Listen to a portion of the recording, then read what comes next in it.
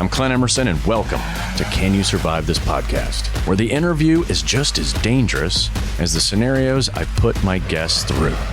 From hostage situations to natural disasters, carjackings, active shooters, and more, if you're looking for the skills necessary to survive these situations, then this is the show for you.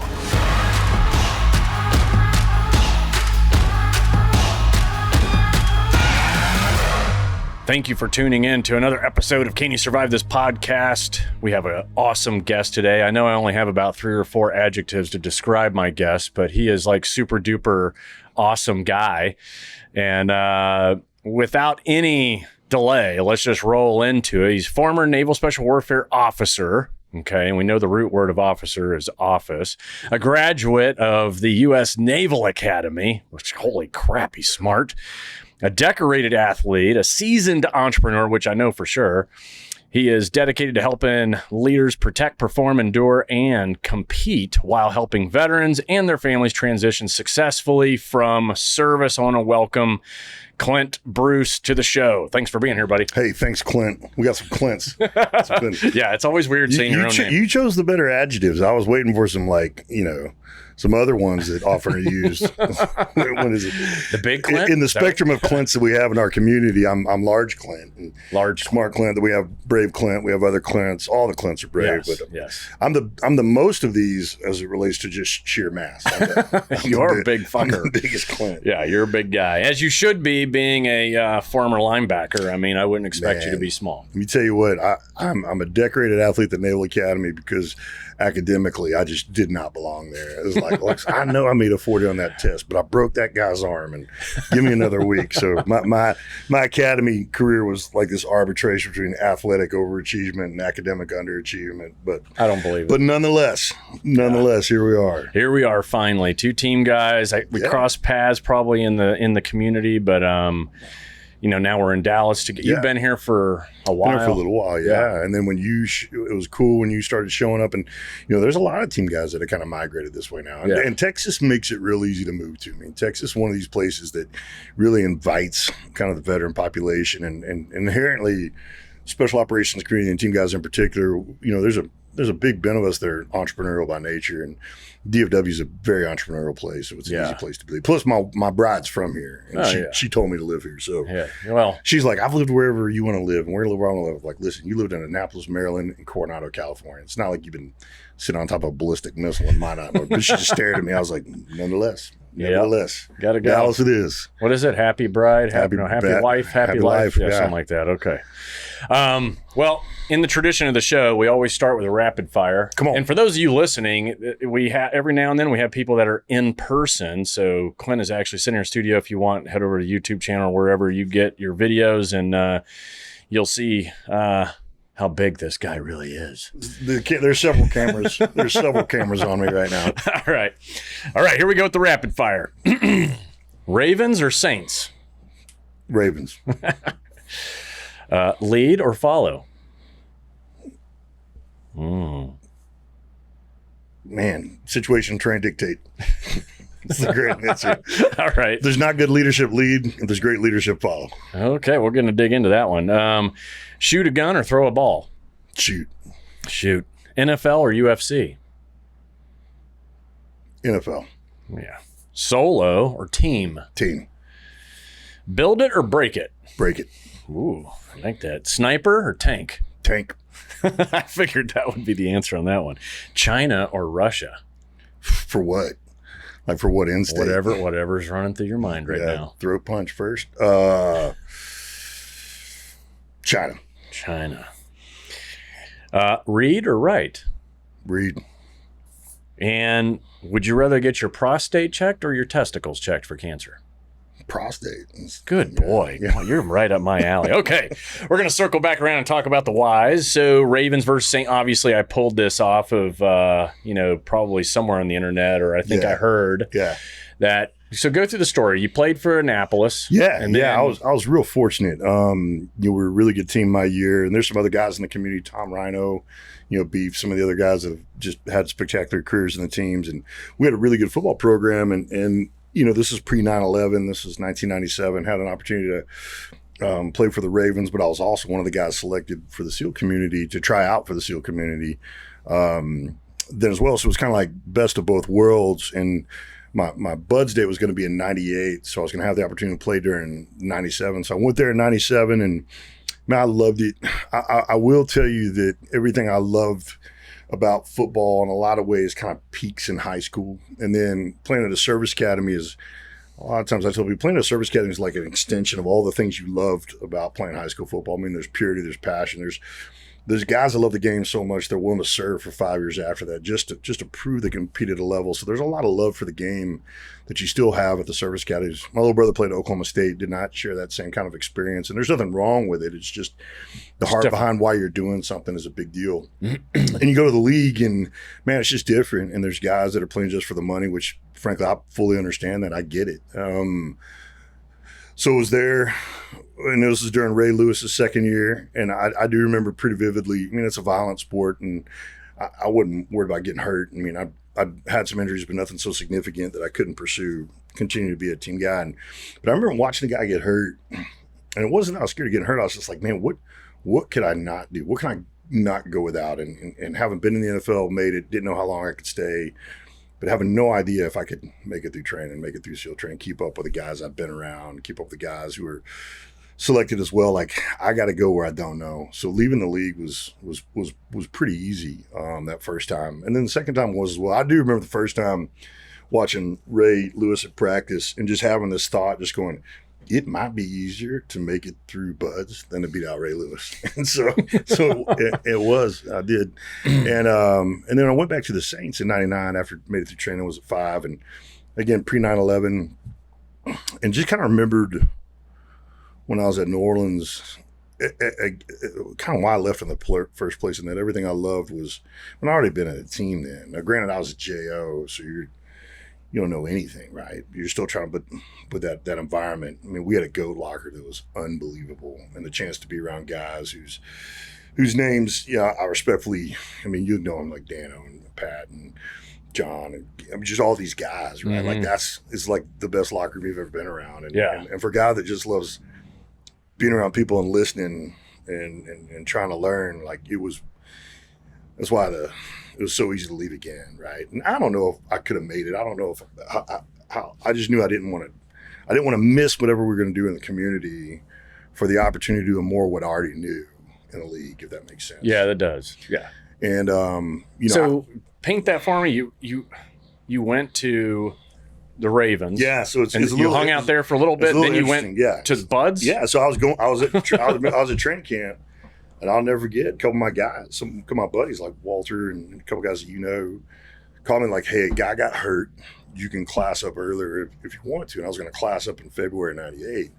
And this was August of 97. And I was like, babe, I just got married. And I told my brother, I said, babe, we got to go. And she was okay with it. And I remember I walked in and I talked to Marvin Lewis as a defensive coordinator at the time. And he had family members in the military and Ozzy. And the team was just so classy. And they were just like, that's so much more important. And so I left, and man, I don't know if anybody had ever showed up in Buds as not ready for Buds as I was. It was like, I remember our first run, I was probably a mile and a half behind it.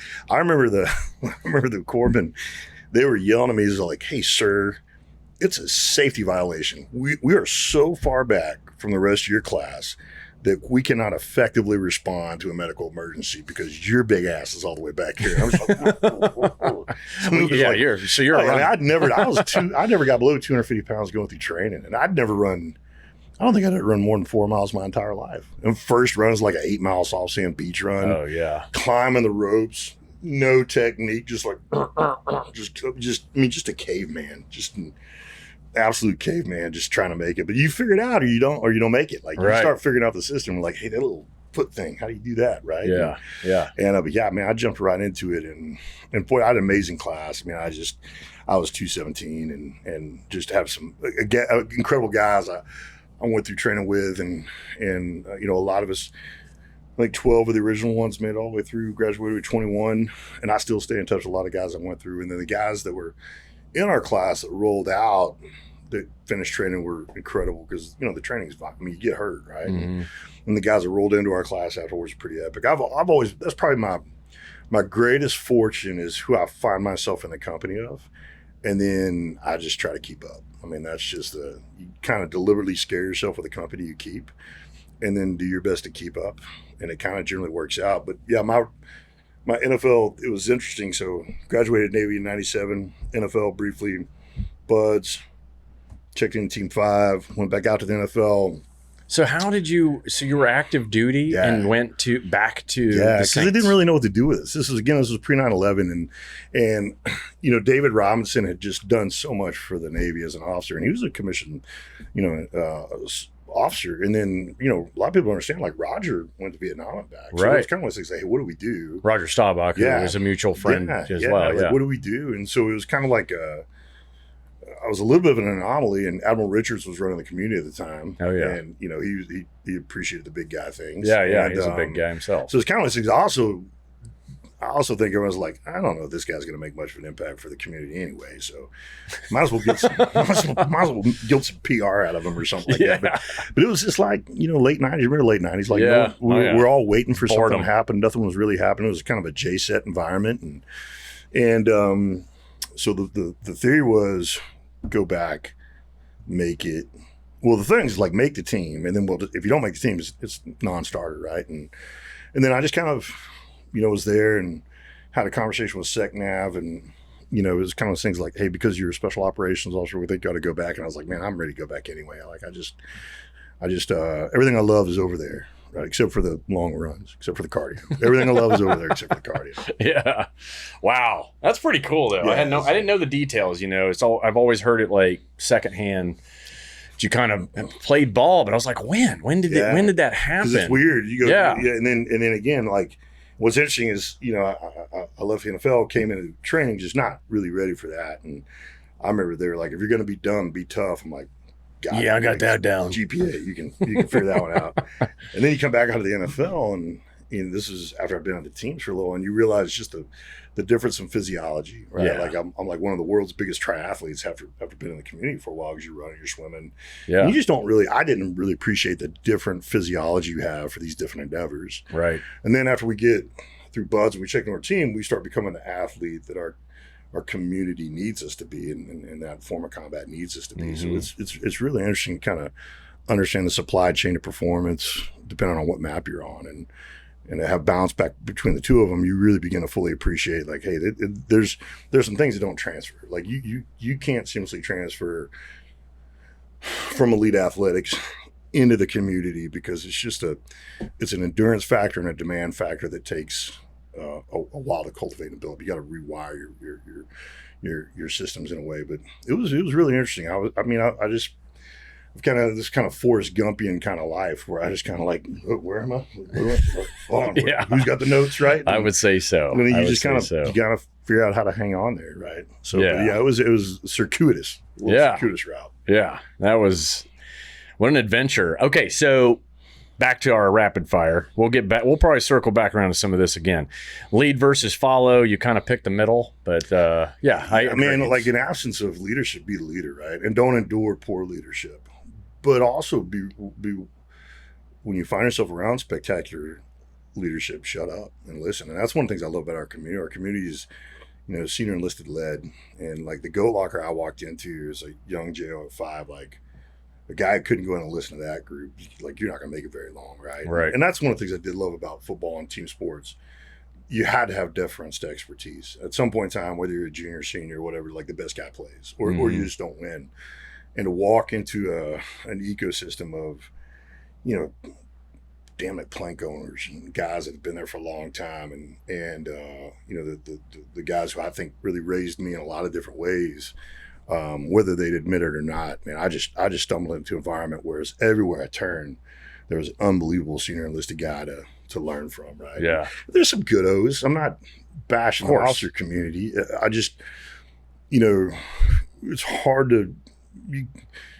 Most officers didn't have the deployment time and the operational time that, you know, your guys, you're talking about. Most officers maybe have 2 platoons, right? Now you're talking about guys that have 3, 4, 5 platoons, and I mean, that's the currency of our craft is. And so, you know, your LPO probably has 3 platoons under his belt. At least, yeah. And your OIC, that may be his second one, right? And you're doing different things. So it's not apples to apples, but man, I just loved it. I loved learning from guys and loved being around. So yeah, in absence of leadership, be the leader, especially if you have subject matter expertise. But if it's an opportunity to learn, do that as well. Yeah, and I think our community does a good job with the new guy mentality where, and I preach it all the time. I tell people all the time, 20 years later, I still felt like a new guy no matter where I was, because it's the mentality of show up early, leave late, shut your mouth, keep your ears open, and always volunteer for everything. That's it. And my deal is like there's only 2 kinds of lines. There's old lines and lines that don't get old.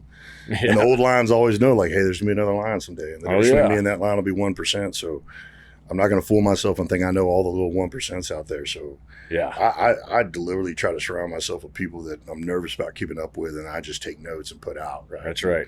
And the good thing about our community will self-police you. Like if you're going to learn that one way or the other, you're either going to walk in knowing it, or some rigger's tape and a parachute rigger's loft, you're going to learn it. And I just came out of an environment where I'd never been the best anyway. So I was like, oh, was that guy? No, was that?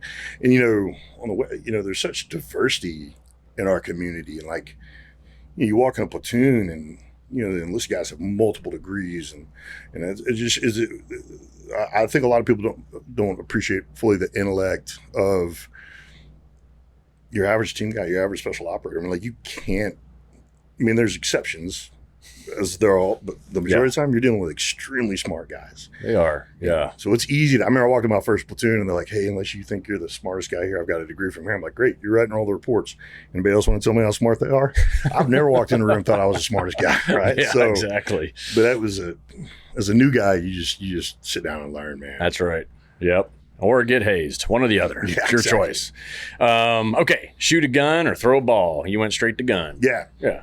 You got football. I played linebacker anyway. Yeah. Yeah. You're not throwing anything. I don't throw it anyway. So.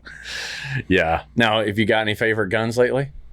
The ones that work. The ones, exactly. I like the ones that work. Gun, shoot, gun, good. So shoot straight, then I'm good. That's it, man. Yeah. You got. I tell people, it's like, hey, man, it's like the fundamentals are the fundamentals. You got to be able to pick up any weapon platform and be able to run it. If it's too complicated, you're not going to remember when you're scared, and when you're doing this, you're going to be scared. Like, advantage yourself. You know, I like the ones we grew up with, and I mean, I have preferences, but I've never tried to be platform centric, because I've always felt like that'd be like having a favorite pair of cleats, and if you don't get to wear those pair of cleats, you're not going to play well that day. Right. So the fundamentals are the fundamentals. But I'm with you. You know, it's amazing to see how a lot of the manufacturers are kind of up their game. I mean, there's such, you know, I think in most situations it's truly a preference issue versus a performance issue up until X thousand number of rounds, and very rarely does someone shoot that much, right? So, you know, comfort, capacity, and caliber. Hey, what feels good? How many rounds do I have to get right? And then what's the caliber, right? Yeah, yeah, no, exactly. And there's a little bit of the what feels good in my hand. That's a big part of it, man, because confidence is a big part of it. And if it doesn't feel like Glock's great gun, I don't like how it feels. I just don't like. I'm not disputing the value of it's a great weapon system, right? Right. I just don't like how it feels. Yeah. So what feels good, you're going to shoot better. You're going to have more confidence in, and those things really matter when it's on. Yeah. Yeah, for me, the Glock, ergonomically, it forces my wrist kind of down because it's got such an extreme angle on the pistol and the lower. And it's kind of smaller, so like I got to get the extended mags and stuff like that. Otherwise, I got like 2 fingers hanging off the bottom of there. Extraordinarily this gorilla grip here, right? I hear you have big hands. Okay, NFL versus UFC. You picked NFL. I kind of figured that. I mean, you're a football guy. I mean, I can get beat up in the NFL just as quickly as at least I'm wearing a helmet, man.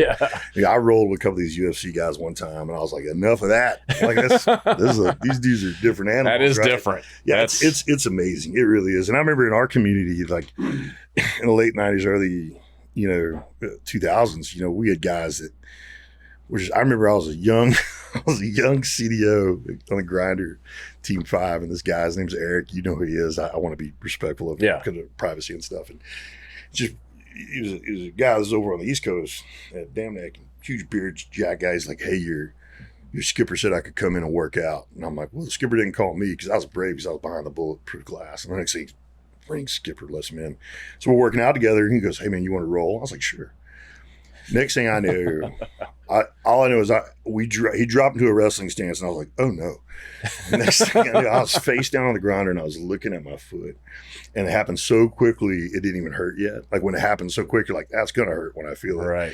And he helped me up. He's like, you want to go again? That was really good. I was like, how's that good? Like, yeah. What's it no, like? no, I don't want to do that. No, let's not do that again. Can you show me how you did that in the first place? But I have such respect for, you know, to be in the UFC takes a level of commitment. I mean, this is so far beyond recreational MMA. Yeah. And they're purpose built for that. I'd love to do it, but if the question is what do I think I could be more successful in quickly, probably reverting back to my old domain. Yeah. Right. There you go.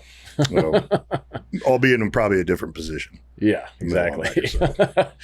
Yeah, I mean, my experience, we used to go to these UFC trainers, a couple of them in Florida, and spread it around the country. And now they're, obviously now they're all in Vegas. But at the time, and they'd put us through those workouts, and I was like, holy fuck. Like, they talk to you like an airline pilot. Yeah. Like, they're doing something like, so here's what you want to do. I'm like, how are you?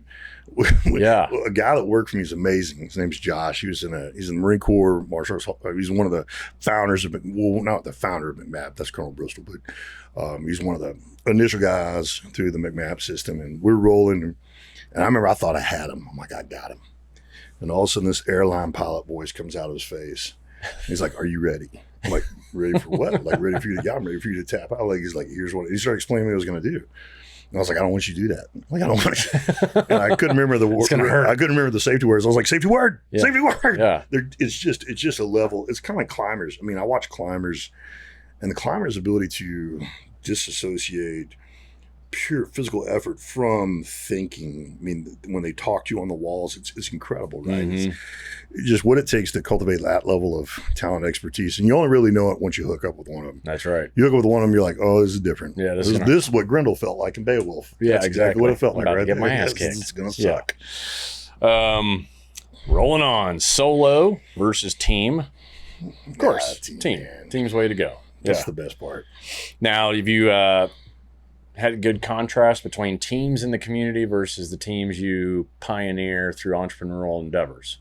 I think I spent a lot of my time in the boardroom trying to replicate the best of what I remember on the ball field and battlefield, right? Yeah. It's harder in the boardroom because you don't have this kind of, in some ways you have to create the horizon instead of having that looming horizon, a looming crucible limit.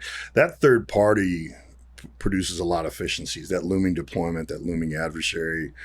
In the private sector, sometimes you have to not artificially create that, but you got to replicate that sense of urgency absent that stimulus, and that's a harder thing.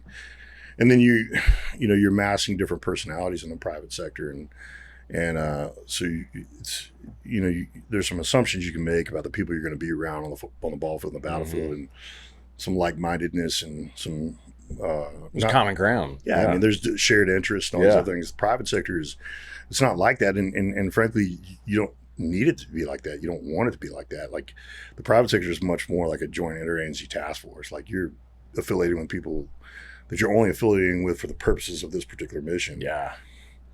But in the private sector, it's just, you do that for so long, right? And so sometimes there's really three things I don't like about the private sector. And it's nothing the private sector does. It's just nature. I think you stay in command for far too long in the private sector. I mean, like, you're the CEO of something for way too long. Yeah. And because if you're doing it right, it taxes you on every level. If you really care about your people, if you're really investing in the mission and the man and woman next to you, it taxes you at a really deep level. And we know that. And that's why we rotate people out of command. So that's the first thing. Second thing is that the absence of that senior enlisted advisor, man. Like, just having that impartial, just kind of source of wisdom and experience that, that chief, that senior master chief, sergeant major, man, like, that's probably the thing I love the most is having that gray beard that had done it 100 times for every one of yours. There was no expectation that you would know more than them. So you just ask them anyway. So the absence of that senior enlisted advisor, and I've tried to replicate that. I've tried to replicate with guys that are in the senior enlisted community that come out and are trying to figure out what to do next, and we kind of do stuff together until they find the next thing, or we continue to do stuff together. But the fact that it's not baked into the system, I think, is a real limitation for leading in the private sector. And the third thing is like you said, until I was in my early 30s, I had this looming crucible that I and everyone alongside me was trying to get ready for. And, you know, profitability, as important as it is, profitability is not purpose.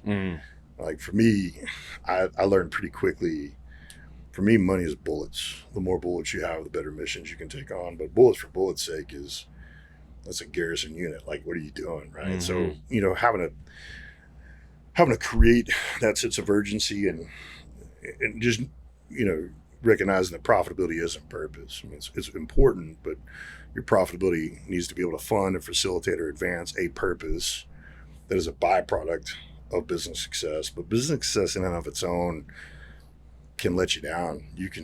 It's like a deployment where all you did was exercises. You're like, huh, yeah, really, all that for, you know, and it's because we're not supposed to do that. We're supposed to do things that are purposeful and meaningful. And I'm not, like I said, I'm not vilifying profitability. I'm just saying that's like massing talent, but never unleashing that talent on something, right? Yeah. So, you know, getting to create these causes to point time and treasure to, it took a little work to figure that out, right? Even from a physiology perspective, like reacclimating and kind of rewiring your hard drive. Like we were used to this, you know, 12 to 18 month role, and man, the delayed gratification that comes from being in the private sector I'd never had to deal with anything like that. I'd never had to deal with anything that I had to wait more than a few months to figure out if it was worth it. But in the private sector, you know, you're just now seeing the fruit of something you did 8 years ago on a Tuesday. And so that's a tough thing, is to try to create those milestones that you can measure your effort and your commitment against, right? Those are the three things so like for me, that's why kind of like being part of a team is so important, because I've never done anything on my own anyway, and giving yourself a high five just makes you look stupid, right?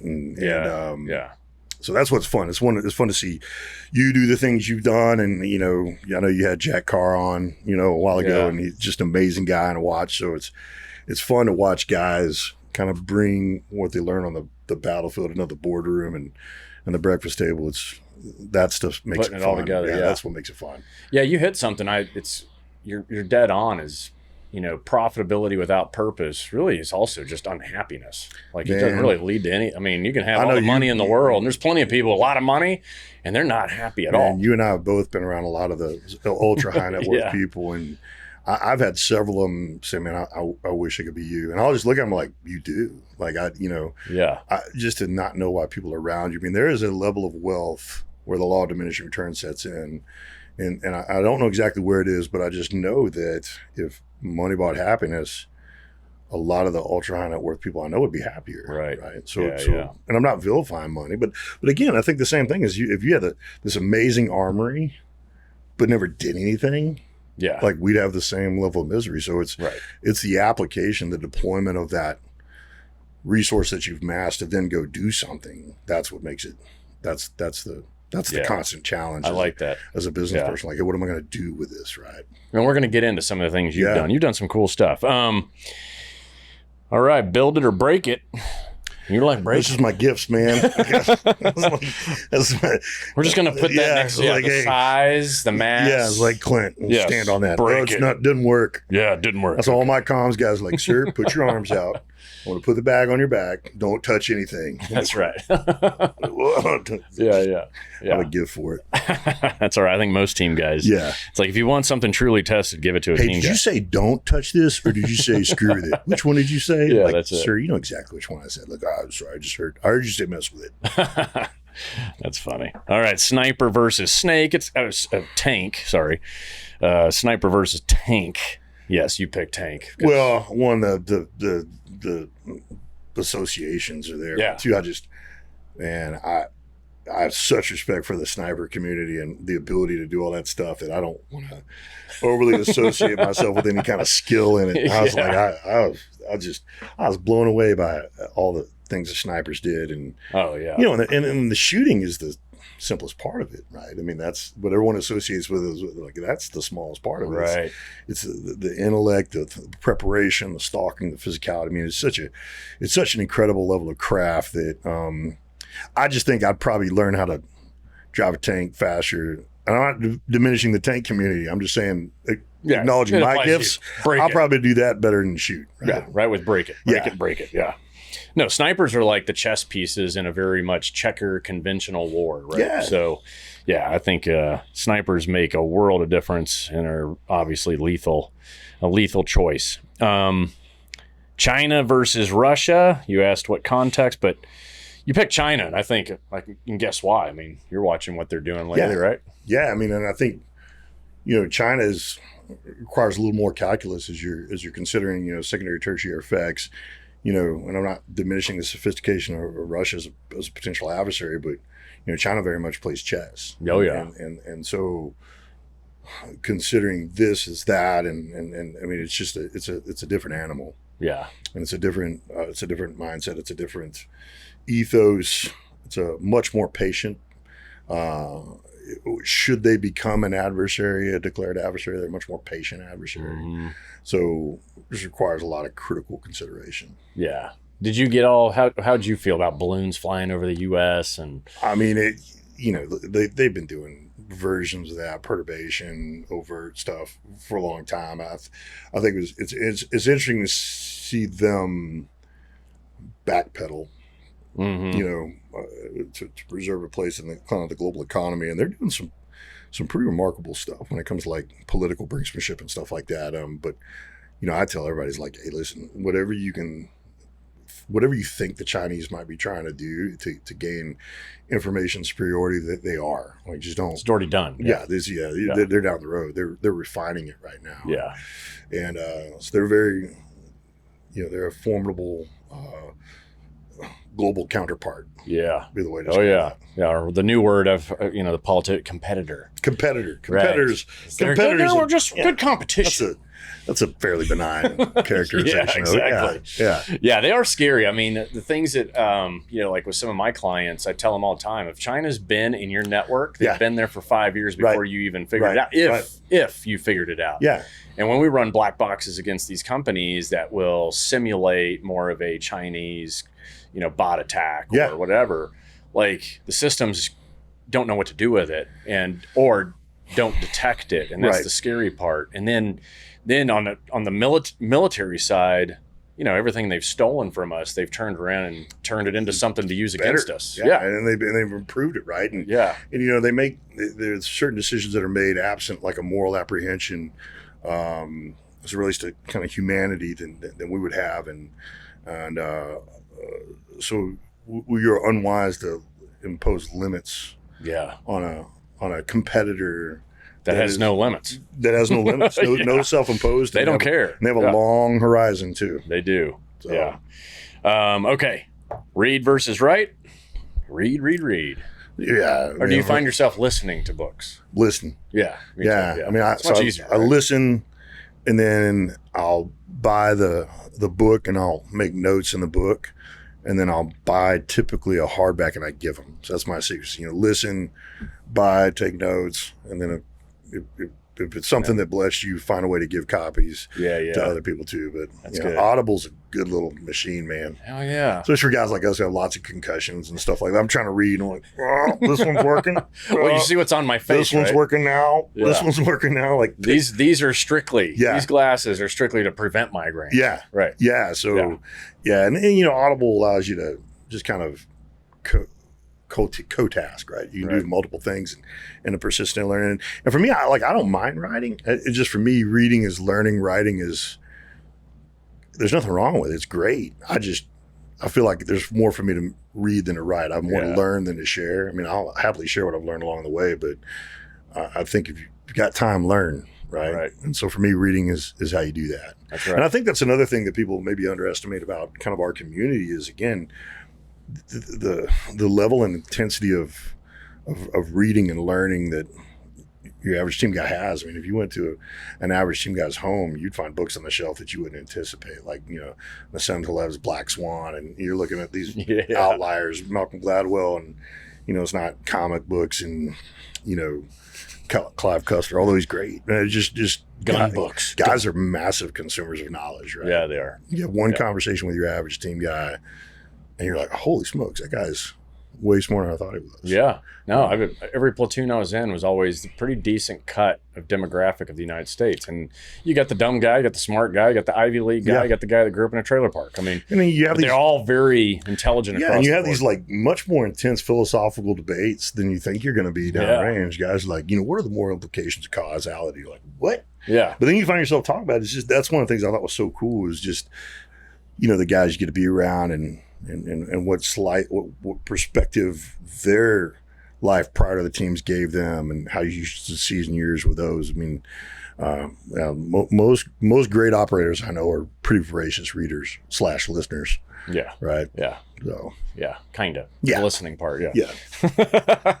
All right. And then of course our my favorite question: the prostate versus testicle check. I mean. So how old are you? You're doing the prostate thing on an annual basis? I think it's easier to have someone do a prostate check. You can do your own testicle check.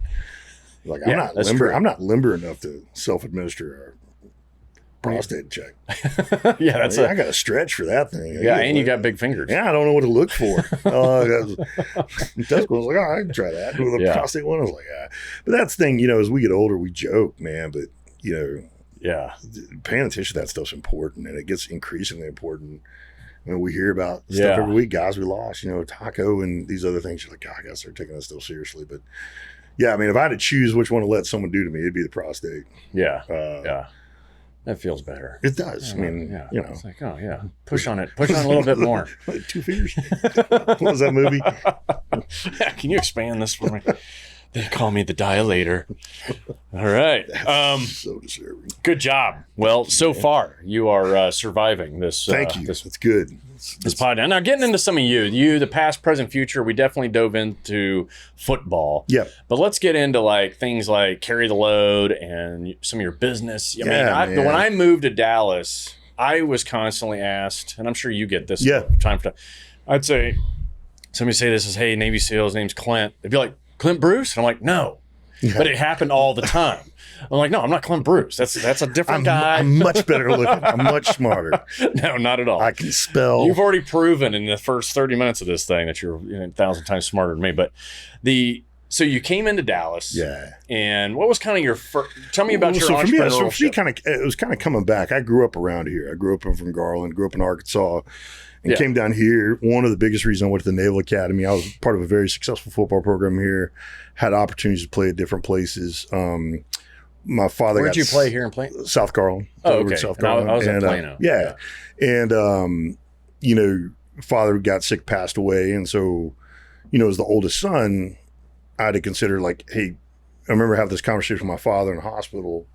He said, son, you got to make a 40-year decision and not a 4-year decision. I was like, oh. So it's one of the biggest reasons I went to the Naval Academy and played. And so for me, my brother, my sister, my mom being back here, the vision was to ultimately come back here and kind of start, not that they needed it, but to take care of my family again as the oldest son. And my bride's from here as well, went to Trinity Christian Academy. So, I just loved being I was very fortunate. I got to do 3 platoons as an O, which you don't get to do that a whole lot, and worked with amazing guys, man. I didn't do much, but I signed chits for a lot of guys who did great things, right? Sent guys to schools. And so by proxy, I contributed. But then it was, once you kind of hit that point where you don't get to do platoons anymore, it was just kind of time. I was like, I'm not good enough to be, I'm not skilled enough to be good at anything absent passion. And I was far more passionate about being around the boys doing the job than anything above that. Although what's above that is incredibly important. And so came back home and, I needed to kind of step back into my family and then went to work as a wealth manager for a hot minute. I was so bad. I would sit down with somebody and go, hey, can I manage your wealth? And they go, no. I'm like, well, I don't want to manage your stupid wealth anyway. I hate you and everything. I had some anger issues. I'm also super honest. So I'd sit down with somebody and go, they say, hey, can I manage your wealth? And I go, are you better than my guy? I'm like, well, who's your guy? They tell me, I'm like, no, that guy's so much better than me. Like, if he dies, call me, but I'd stay with him. So it was going awesome. And I was just kind of dying on the vine, right? And then Katrina happened. When Katrina pulled a bunch of people out, came back, and all these really amazing people that were rightly telling me no about being a wealth manager were coming up to me going, hey, can you help me and my business, my family think through scenarios like that? I'm like, yeah, I know. Not only do I know how to do that, I know 20 guys that are better at it than me. Mm-hmm. And every year there's going to be guys getting out that are more current, capable, and skilled. And so it started TRG in the late 2000s is a way to just earn the right to be around someone I wanted to learn from. Like, what do you know how to do when you come off the ball field or the battlefield on Friday? What can you do on Monday to add value to the kind of person you want to be around and learn from? And the way I've always kind of characterized transition from service is like being told you can't play football anymore, mm-hmm. but you can still play a sport. So you look at your football and go, hey, what does a meaningful percentage of this export into quickly enough? And what coach do I want to play for so I can learn this game, right? And so for me, businesses have always really kind of been a capture strategy that allow me to go, I want to learn from that person. I want to learn from him. I want to learn from her. What do I know how to do right now that they need so I can earn the right to ask the dumb question, right? And so if you look at what we gain the ability to do on the ball field, on the battlefield, you can distill those really into really the kind of those four pillars. You help people protect themselves and each other, help people perform at a high level. That's kind of from a neck up perspective. Help people compete and recover, which is kind of from the neck down perspective, and then help people transition. So I started building companies based on distilling the kind of the hard skills, soft skills, and experiences we gain on the battlefield into these aim small, miss small value propositions that allow you to add value and learn while you're figuring out what you want to do on this map we're on now, right? I tend to think in terms of maps. I'm a visual guy, right? And you know this as being an operator. I remember I was with the NFL team, and this guy asked me a very natural question. I guarantee you get asked 100 times too. People go, hey, what's your favorite gun? And I always go, are you asking me what my favorite gun is or what my favorite weapon is? And they'll go, it's the same thing. I'm like, no, a gun is a tool. A weapon is what I use to win. My favorite weapon is a map. Because if I have a map, I have everything. I know where the bag I'll be. I know where I'll come in, what to bring, what to leave, and how to get home. And if we have a map, the worst we'll ever be is wrong, but we won't be lost.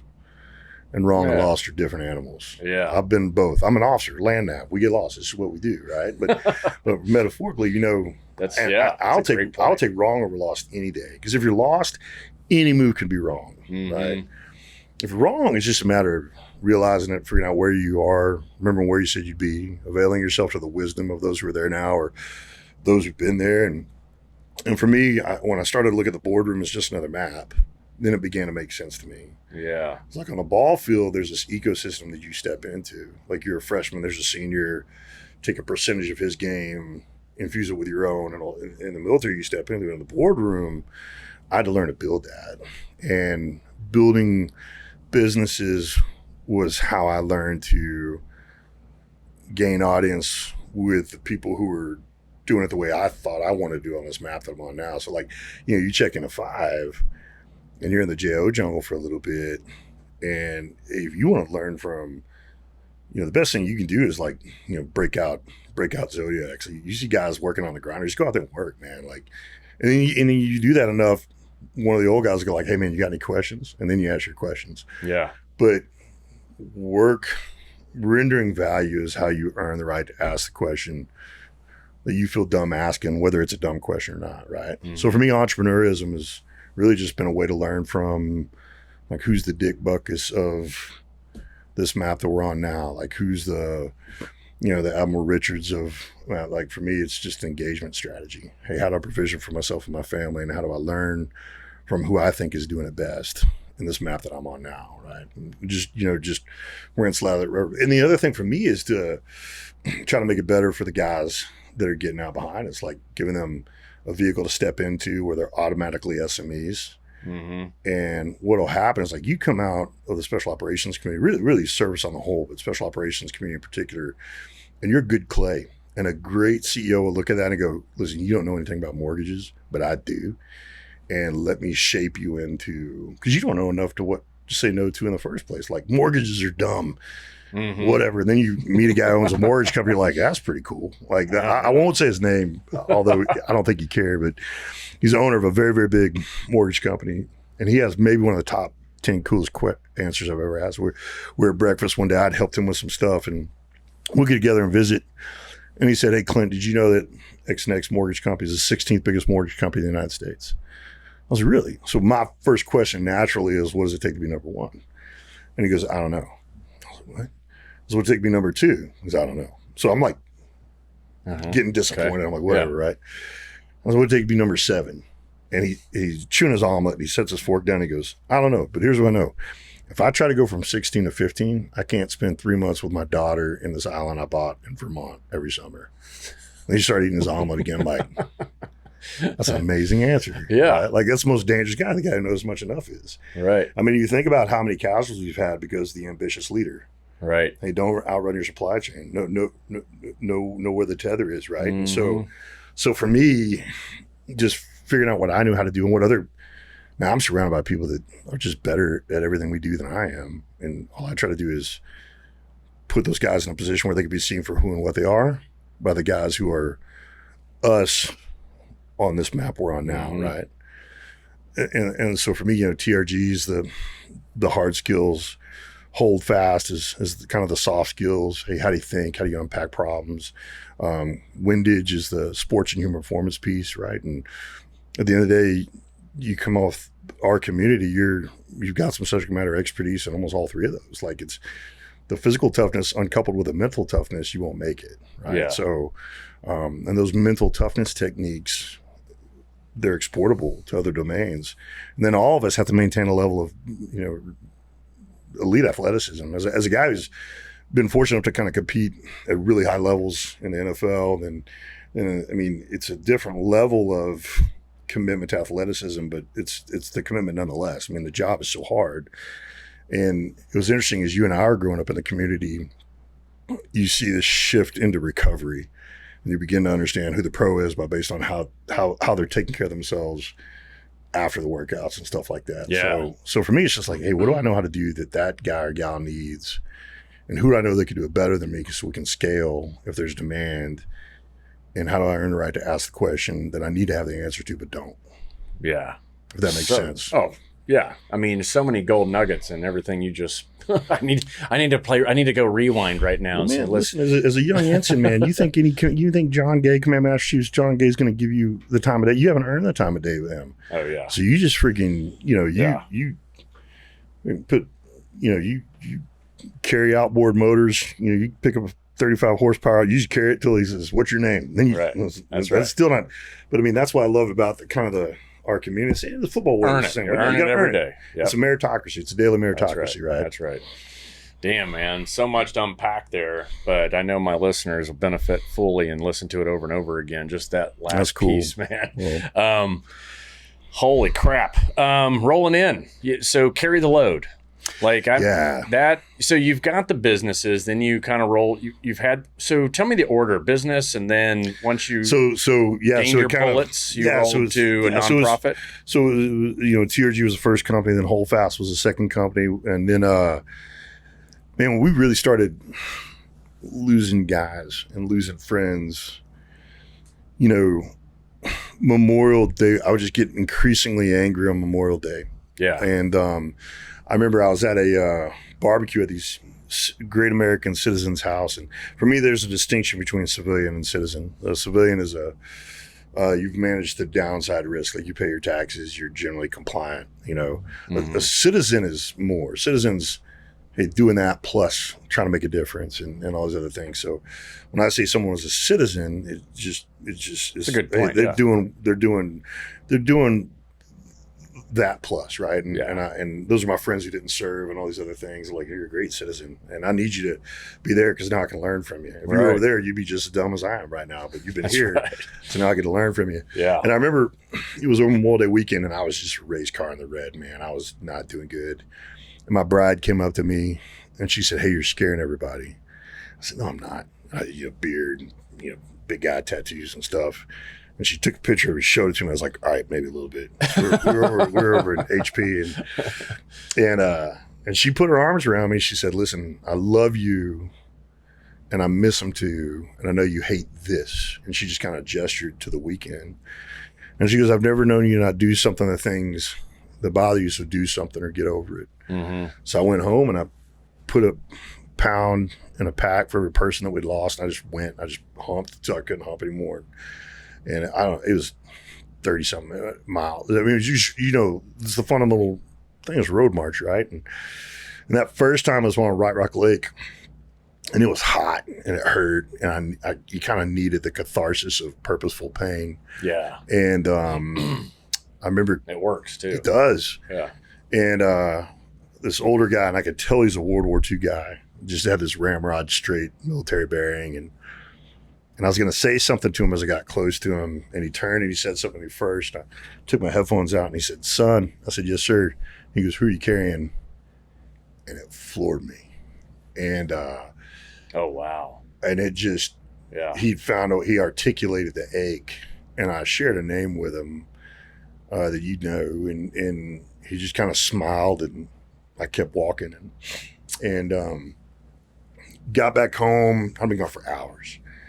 Laid down and took the pack off, and my bride goes, "You're lighter." And I said, "Well, I know." I took my pack off. I'm a pretty literal guy. She's like, "No." And I kind of got it. So I would do that. That's what I would do from my own Memorial Day for probably 3 or 4 years. Every Memorial Day, I just put on a pack and I go, and I wouldn't tell anybody about it. And then all of a sudden, there's these great American citizens who are like, "What are you doing?" And I tell them, and they're like, "We want to do that too." And these were folks who hadn't served, right? Mm-hmm. But man, to me, it meant that, because the calculus for me was this: my friend thought you were worth dying for, and they didn't even know you. And you don't miss them on the day you're supposed to. It makes them dying for you not make sense to me, and I really need that to make sense to me. And so what that turned into was this. I remember the first carry load we did. Stephen Holly, he's a younger guy, and we were at 5 together, and he did a 2 or 7. And I remember we decided we were going to do this. We were going to do a 20-hour and 11-minute walk, right? Overnight. It was right after Gus Kaminsky had passed. Gus actually passed away a few days before the first one. And Gus, another badass. I was an amazing guy, amazing ops boss. Yeah. And I mean, we were a week away from doing this, and there were like 48 people that had signed up, and 30 of them were related to Steven, because he's got a big family. He was like, "We're doing this." And ended up like 1,000 people that first time just showed up, and probably 400 walked all 20 hours and 11 minutes, and it's kind of gone on since then. And what it's turned into is this month-long way to do Memorial Day better. And my whole deal with Steven was like, we walk, because you can't run and walk, can't run and talk. I can't. Steven can't. I can't run and talk. So I'm going to walk, and I'm going to ask you who you're carrying, and you're going to share it with me, and I'm going to miss him too.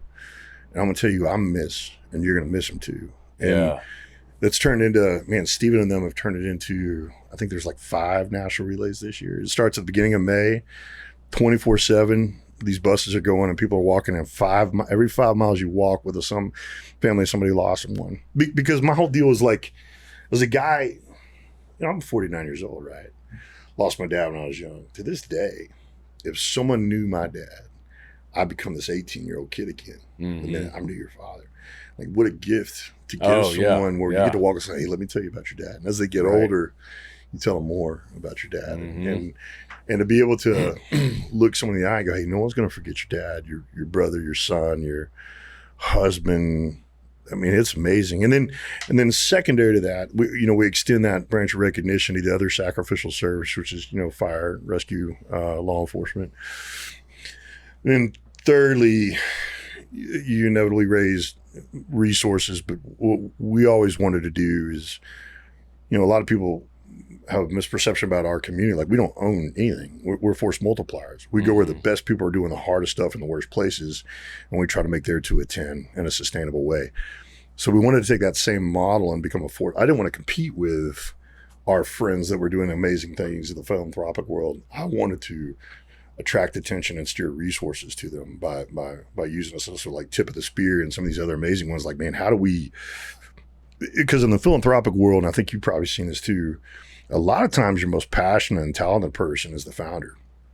And so the founders either solving the problem, they're gifted, blessed, and passionate about solving, or they're raising resources. That'd be like having a sniper and making them come down to get rounds. Mm-hmm. Like, once they're dug in, like you bring them rounds, man. Like, you don't make them come down and get stuff. You bring it to them. And for me, carry the load is a way to resource some of the best in class problem solvers work on the most urgent solutions in military law enforcement, fire, and rescue personnel. So those are kind of, and I kind of retired from that in 2017. I'm much more an invasion guy than an occupation guy. So once there's a bunch of Excel spreadsheets, I'm like, I'm out, I can't do it.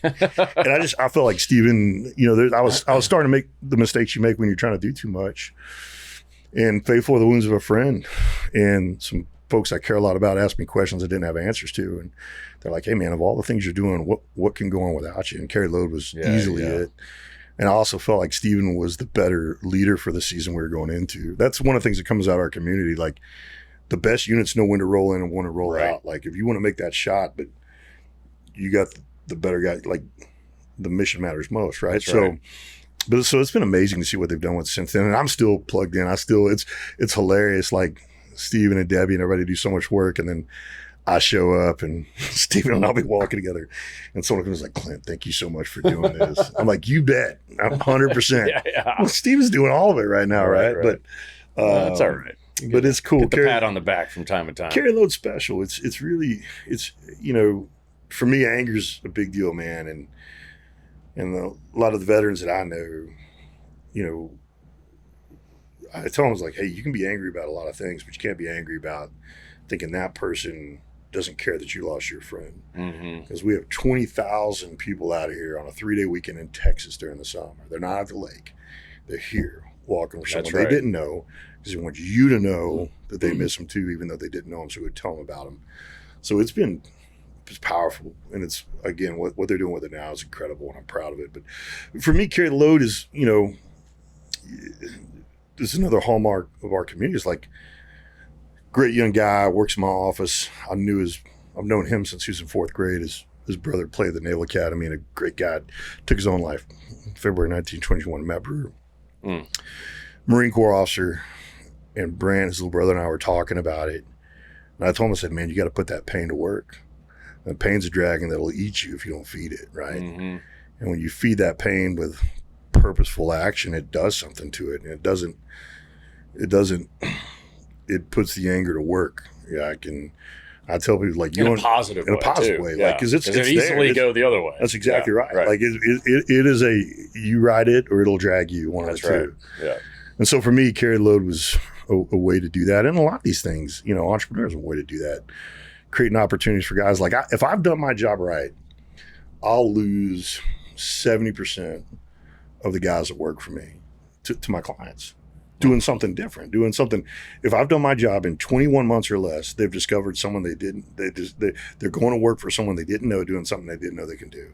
Right. Yeah. Because all great leaders, they want to cherry pick, like, man, I can turn that guy into, I was like, you don't know enough about finance, know what you want to do in finance anyway. Right. So, but that guy does. And so if you show you want to learn to that guy will get you further than any Wharton undergrad. Right. You just got to do what you know how to do today. It's the same thing in the community. Like, how do you go on the next stop? Do that last one really well. That's right. How do you get invited somewhere? You build this operation quickly, and that's why I love so much about the senior enlisted. Like when the senior enlisted invites you to do something or get you to sign something or whatever it is, it's not because you're good at it. He's good. It's like they're like, okay, good clay, like be good clay, right? Yeah. So all our companies are built to really just show the good clay that is coming out of the military and kind of nurture it into the hands of people who are on the high ground on the border, right? If that makes sense. Yeah, no, it all makes big metaphors. Big metaphors. You're good at them, man. You got a bunch of them. You rattle them out like you've said them 100 times. It is. It's fun. Awesome, it's fun to do, though. And, and carry the load was a way to. Man, I don't think any of us will ever fully reconcile, like, why him, not me, right? Like, we all have those questions. But when we're marinating on that question, we're not making the difference. We can be inspired to action by that question, because I know that question will ever go away. But we want to use the time that we have, that those we miss don't, in a way that they would be proud of. And I think that's key. Yeah. Put that pain to work. That's right. Yep. And try and give some, like you said, purpose, to flip it to positivity. Yeah. Man, it's good stuff. Man, you go deep too. Go real deep. So I'm not buoyant. That's right. You're not buoyant. No, yeah. I remember doing drown proof, and everybody else had the exhale to get to the bottom, and I'm just like down there, full tank of breath. I'm like, hey, what's up? How you doing? Yeah. Yeah. You're good beef. Treading water was different though. Good beef. I'm sure you were struggling. I'm sure. Duck feet, scissor kicking. Oh yeah. Last little question here. So it can be battlefield, ball field, all the places you've had a good, bad experiences. With the theme of the show, anything any kind of crazy crisis that you've been in where you've come out and gone, whoa, that was nuts. It was dangerous. It was life-threatening. It was something that woke you up, but you also got a lot of lessons learned out of it. I think a well-lived life means that's a hard question to answer, because you should have a lot of those. You should have those holy craps, right? You know, like, you know, operationally, I haven't done nearly as much as you and a lot of the folks on here, but you know, there's so many. That doesn't matter. Well, but there's so many times where you're like, do I make a call? Do I defer to what am I supposed to do as a JO? And then all of a sudden you slow down. You're like, hey man, my job is to watch the OIC, listen to the senior enlisted advisor, and learn. And then, you know, next thing you know, the call comes out from the senior enlisted, and it's 100 times better than you would have done. So managing that pride and impulse, and you know, that kind of that imposter syndrome that sometimes we have in these places. And you know, I remember, you know, we were doing a lot of the MEOs right after 9/11 when Pitt Brothers started taking ships down, and just really beginning to appreciate the difference between real world operations and training. You know, like how many times did we do non-compliant VBSS and training, and all of a sudden you're doing it at night with a structured ship steaming towards Iranian waters, trying to get you to disembark, and you're sitting there watching your guys be as magnificent as you'd hope they'd be. And like for me, I remember I almost found myself like paused in an action out of kind of awe of the boys just being where they are, and like, oh, I gotta climb this rope, right? And it's my turn. I gotta go, right? And then, you know, watch guys like throwing a guy up so we could saw. I mean, it was really cool, and I've had that experience, you know, on the ball field as well, just watching people ascend into who and what they're supposed to be in that moment they're supposed to be, and then you hoping you can do that as well, having these moments of on the football field where you're like, I'm going to take over, and then you just do, and you're like, man, this is what I was built to do. And same thing. And then I remember going into Katrina, which is a pretty dynamic environment. It was pretty chaotic, and just managing the apprehension. I mean, the executives sent us in there, they had this perception of what the guys would be like based on movies, and then to watch them see the guys show incredible restraint, discretion, and discernment. You know, you just sit back and like, that's, you know, to be reinforced as a company I want to keep. And thinking shooters. 100%. And then in the boardroom, like for me, you know, the pandemic, that, you know, I remember I told my bride when the pandemic happened, I'm like, hey, we're about to find out who means what they say when they say leaders eat last. And that's one of the things I tell veterans coming out is like, hey man, don't think for a minute that the military has the monopoly on sacrificial, servant-hearted leadership. I mean, I watch so many senior leaders, not all of them, but a lot of senior business leaders almost run themselves into the ground financially because they just weren't going to let people go because of external circumstances. And if they did, they were going to find ways to moderate the impact on that. And you know, and then just doing that ourselves, like we didn't let anybody go. I told everybody, like, if you suck, I'll fire you. But if you don't, then, you know, we're going to make it. And we have. And I've been blessed with a lot of opportunities to have to put the words to work, and then to see that, you know, bear fruit. It's one of the, I got asked this, I was with a Division I football team on Friday, and it's one of the questions I get asked, and I bet you get asked it a lot. But my answer may be different than what I know they're anticipating. They go, hey, what'd you learn in SEAL training? And I always go, nothing. I didn't learn. Now I learned how to be a SEAL for sure. What I learned in SEAL training was who was telling me the truth and who wasn't when I was growing up. Like BUD/S is a proving ground. Like you don't have a lot of time to learn then. What you're going to learn as you go through training is who is telling you the truth and who wasn't. And you know, the ones that were preaching shortcuts, you're like, well, that dude's a liar, right? And then all you're seeing these parents that were telling you what you didn't want to hear, the coaches that were making you do more than you wanted to. You start figuring out who was telling you the truth when you go through crucibles like that. So, I learned who the truth tellers were when I was going through PUDs. And then you obviously learn about the craft, right? But I mean, those are, probably pretty underwhelming answers, but I've been really fortunate to have to put the words to work in order to win on all those maps and kind of still do every day. Like, that's the thing about building something like you're building something is it's not academic. Like we have to live it or we're not going to make it very far. Right. So, you've covered, more than enough lessons learned. I don't have those. No, it's all great. I mean, holy shit. It's like you're just a wealth of experience. I do remember doing that one hook and climb on a Naga ship going, maybe I should do more cardio. Yeah. Perhaps the caving ladder gets smaller and smaller. Maybe I should do more cardio. Yeah. Perhaps. Yeah, I thought that was pre 9/11, being at Team 3, we were doing so many of those. All the go-plats and all that other stuff. And just, you're like a ninja, you're like living that childhood dream, climbing up the side of a ship. And I was with Jack Carr on that deployment and stuff like that. So to watch him be who everybody knows him to be now. I mean, I watch some of these guys that everybody knows just kind of grow up. And I say that, like Fro, Eric Farr, like, listen, he named his kids after the characters of Dukes of Hazzard, right? I mean, just salted, one of the best human beings on the planet, stunningly brilliant, right? And so I got to grow up around these guys and watch these guys do stuff. And like, I put us in some pretty bad situations because it's like you're Barry Sanders fullback and you just forget to, I forgot to block. Sorry. You just, so yeah, man, just hang out with people that are hard to keep up with and take notes. Yeah. I like it. So good stuff, buddy. Well, now the real test. This is it, man. Okay. You ready? Yep. I'm sure you listened to every episode hoping you'd get the same one. I was prepping. All right, here we go. All right. Your hypothetical survival scenario. For this scenario, you will be starting out in a hotel room on the 5th floor, of a 25-story building in London. So everything is backwards there. Yeah.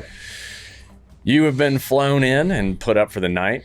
You have a consulting job tomorrow. Okay. It's nighttime. The fire alarm goes off. A voice comes on the hotel loudspeaker and says, stay in your rooms. Do you A, gather up your belongings, or B, leave your room and head towards the nearest exit? You leave your room, the nearest exit as defined by you. There you go. I like that answer. Not the the nearest exit could be the window because you have superstructure on the outside, like your most viable nearest exit. Right. And you should have already predetermined these things ahead of time. B is correct. You want to leave your room and head towards an exit because your belongings, I know that Louis Vuitton purse it's important. You grab that Lonesome Dove on DVD and you run. That's the one thing you take with you. I like that too. Yeah. So you leave your room and there's smoke in the hallway. Okay. So do you A, take the elevator to the ground floor and exit the building, or B, take the stairs down to the ground floor and exit the building? Oh, the stairs. You don't get in that elevator. That's right. It could be a death trap, and it's a big oven too because it's made of metal. Yes, fire B. goes up. It's a chimney. It's a chimney. And chimneys are, and your elevators, a lot of times, as soon as fire alarms hit, they all just sink to the ground floor and cease to work anyway. Yeah. So yes, B, take the stairs. What most people don't know about stairs on a commercial building is they have their own HVAC system. They're pressurized and they're kind of built for fires. They're built as egress platforms. That's right. So yes, B, you take the stairs. So you take the stairs and you make it down to the 3rd floor. Okay. But the stairs are blocked and you can't go any further. So you go into the hallway on the 3rd floor and you look for another way down. Do you A, use the hotel phone by the elevator to call for help, or B, start smashing out windows as a way to escape the building? Windows. Going for the windows? Yeah. Are you sure? Well, I assume comms is going to fail. But you the choice of break it or make it, you say break it. So yes, this makes sense. Yeah, it depends on that third floor pool could be on the second deck, right? So for me, the only thing maybe calling the phone. I just don't like being. I'm waiting. I'm dependent on someone else to tell me what to do at that point in time. So I've ceded authority of my self-rescue. I may pick it up and then smash the window with it. But I'm going to keep finding my way out. Yeah. Using the hotel phone, calling for help, and by the way, these choose your own adventures don't necessarily, it's what the answer is on the page is what's right. Right. Not what you say, Clint. Dang it. You're right, Clint. All right. So I'm not right. No, technically Clint is right in this one.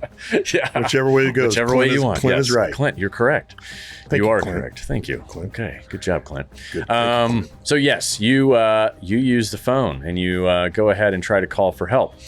You call for help and the fire department's already on the way. So do you A, go back to your room before looking for another way down, or B, once again, look at that elevator and go, maybe I'll take that.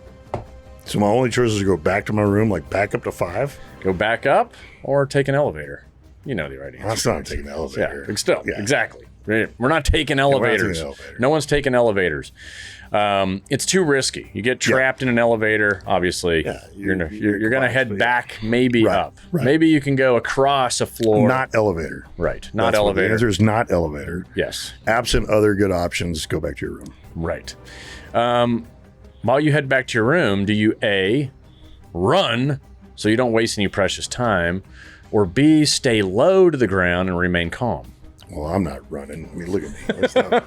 I'm staying low. I'm not doing anything that creeps on cardio. That's right. Stay low. That's right. Move slow. Think. There we go. Yeah. Yes. We're staying low. We still don't know where the fire is coming from. You mentioned from the bottom and coming up, but hey, we don't know. You stay low to the ground so that you don't inhale a whole bunch of smoke unless you're a smoker. Then you'll probably be good at it. My mom, man, she could go without oxygen at all these different altitudes because she was a smoker. Right? Like she was fine. Listen, I know more old drunks than I do old doctors. Yeah, exactly. So there's something about it. So you actually get back to your room, okay? The smoke is getting thicker and people are starting to panic. Do you A, fill the bathtub with water and get in, or B, cover your face and mouth with wet towels? Well, you cover your face and mouth with towels. Bit of a filter. Good job. Yes, you're increasing the filter capability by getting your towels wet. You can even cover your entire body in wet towels in case you have to jump through fire. You cover your face and mouth to avoid the smoke inhalation. The fire alarm is still going off. The hallway is full of smoke now. The voice on the loudspeaker says, "Help is on the way. Stay in your rooms." Never believe the voice. So do you A, wait in your room for the fire department to come, or B, now you've moved back up a little higher, look for another exit? Yeah, looking for another exit. There we go. B, look for another exit. You're always looking for that other exit. You tried one, you were blocked, you went back up the route you came from because you knew it was safe. Now safe in, safe out. That's it. Yeah. And now you're looking for the next. Okay, so you exit the room, you look for the other route. You see a different staircase at the other end of the hall. As you move through the hall, do you see if anyone needs help, or A, use a lighter to set off the sprinkler system? Sprinkler system's not already going off? No. Well, I think triggering a fire retardant's never a bad. That's a good idea. 100%. And that's helping a lot of people rather than helping one. So yes, A, you use the lighter, set off the sprinklers, and get the water going. You trigger the sprinkler system, you move towards a set of stairs, and you hear a lot of people screaming and panicking. Do you, A, go room to room and see who needs help, or B, find the exit route before helping others? Find the exit route before helping others. Yeah. You gotta know which way you're going before you start saying, "Follow me," or you follow you to your death. Good. So you head down another set of stairs and you find a fire extinguisher, because those are usually placed all over the place, right? You just got to look for them. So do you A, grab the fire extinguisher, go back to floor 4, and now have others follow you, or just B, wait for the authorities? Oh, you go back up, Yeah. Try to pull people out. You've proven an exfil route up to a certain point. So if you do it fast enough, you can assume its integrity hasn't broken on things. So yeah, I mean, you have that moral and ethical obligation to get people to the next known safety point. Try to make it easier for fire and rescue too. Right. There you go. You number one, you've grabbed a fire extinguisher, you armed yourself, you know the right route, and now you can actually guide people leading the way while also protecting yourself with the fire extinguisher and the fire extinguishers you pick up along the way. Yeah. Good job, Clint. You have survived this podcast. Once again, we avoided cardio. You avoided always cardio. a goal. Always a goal and objective. Man, I love this concept. This concept's cool, man. And it's really fun to just continue to learn. I mean, these choose your own adventures. I mean, it's a drill I teach my daughters to do. I teach my daughters like, hey, if this, then this, if this, then this, if then this, what if. I mean, that's one of the things, when you're a young team guy growing up, I mean, if an LPO or a chief's doing a job, they're coming up to you going, hey, what if this, then what would you do? What would you do, right? And, I gave up pretty quick on always trying to be right. I was just like, it's just a mortar round. Like, hey, here's what I think. And then that thinking either gets affirmed or corrected, but you learned either way, right? So, yeah, I mean, for me, I think curiosity is probably, when I go and talk to companies, one of the qualities I encourage, I tell people is like, listen, the absence or presence of curiosity tells me whether or not this is going to be a viable organization or not.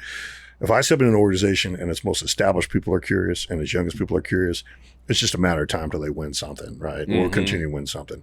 But the absence of curiosity means there is complacency. Oh, yeah. Because curiosity and complacency are incompatible. And so where you have curiosity, you don't have complacency. And where you don't have curiosity, you have complacency, and complacency is a killer. Right? That's right. And that's one of the things I tell people is like, hey, leaders, you gotta, in our community, we don't set a standard of curiosity. We have an expectation of curiosity. If you're a new guy and you're not asking questions, we're coming after you after this brief. It's like, oh, you don't have any questions? You never did this before? You're an expert. You don't have any questions. You already know everything. Ask questions, right? I remember this. We were going through our first workup, and everybody goes through the basic boilerplate land warfare. And I'll never forget this. It was one of the coolest things ever. And I'd seen Ray Lewis do that at the Ravens a little before. And they get up and land for like, this is an M4 basic battle rifle. It's the basic fighting rifle of the United States military. Does anyone here not know how to use an M4? And the chief was like, I don't know how to use an M4. He just come out of the damn neck. I mean, but his deal was like, someone doesn't know how to use an M4. They're not going to ask questions, so I'm going to ask a question. So that everyone else benefits. And he was one of the cool, because he'd always say, hey, I don't know how to do a dip test. I don't know how to, we all knew. But it was one of the things we learned is like, cool guys ask questions. Yeah. So like in, what is it, Billy Madison? All the cool kids wet their pants, right? So, that's right. that, for me, curiosity is this. That's why I love kind of the things you're doing and stuff like that. For me, curiosity is courage. It's a creator. It's a catalyst, and it's a complacency killer. And that's, I think, one of the hallmarks of our community in particular, and the special operations community is you better be okay with getting asked questions. That's right. Just one, any great plan can survive someone's scrutiny. Two, your plan might just get better. That's right. Because you asked the question. Right? That's right. That's why our divergent upbringings come through like, hey, does anyone know how to hot wire a tractor? I do. The new guy's like, I grew up in Iowa. I know, of course you did. Of course you did. Like, why'd you deny yourself the serendipity that is the platoon space, right? That is awesome. Well, there you heard it, people. Be curious, especially when it comes to your own safety and security. You should always be asking questions and looking for the answers, even though they may not be presenting themselves right in your face. Cool. Yeah, Clint, it's awesome to have you here. It's awesome for you to actually enjoy this. It was fun, man. You're a guru in the security space, so hearing it from you is definitely is an honor for me. Where can people find you, what you got going on, and stay current with everything in your world? So if you go to get-highground.com, that's kind of the aggregate of all the companies. Like for me, the high ground is this place where we bring what we learn on the ball field and the battlefield to the boardroom and the breakfast table. And so like our facility is like a co-working facility for veteran and athlete-led startup. So it's like a warrior we work in a way. And we call those the high ground. And then my daughters just built me an Instagram page, and it's real Clint Bruce, apparently. That's right. I think I'm following. I think I posted I think I posted 9 times to that. I think my most recent one is, I was taking the girls to school when I was playing Def Leppard for them on the way in. I was like, this is how you get your lead in your pencil before you go to work. And then the diehard ones. So I got to start doing that more. Yeah, those are the two things. Get-highground.com, Real CLINT BRUCE, LinkedIn. You know, what's cool about you is you have this really diverse listenership and readership, and you have a listenership and a readership that's on like these viable social media platforms, and LinkedIn is kind of for the kind of like the white collar business. You got that. So, you know, I'm on LinkedIn as well. So awesome. Yeah. Well, there you go, everyone. Go ahead and check out Clint, everything he's got going on. He's doing great things. Obviously, if you actually listen to this interview, you know he's got a lot of experience, a lot of things to share. So I highly recommend him and everything he's got going on. And like I always say, keep it simple, because crisis will complicate the rest. And until next time, be safe out there.